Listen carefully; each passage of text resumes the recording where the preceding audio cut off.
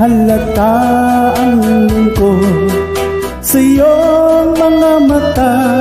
Kahit di mo sabihin, aking nadarama ang paglayo niya'y huwag mong ipagdamdam, mabuti na't nalaman siya'y salawan.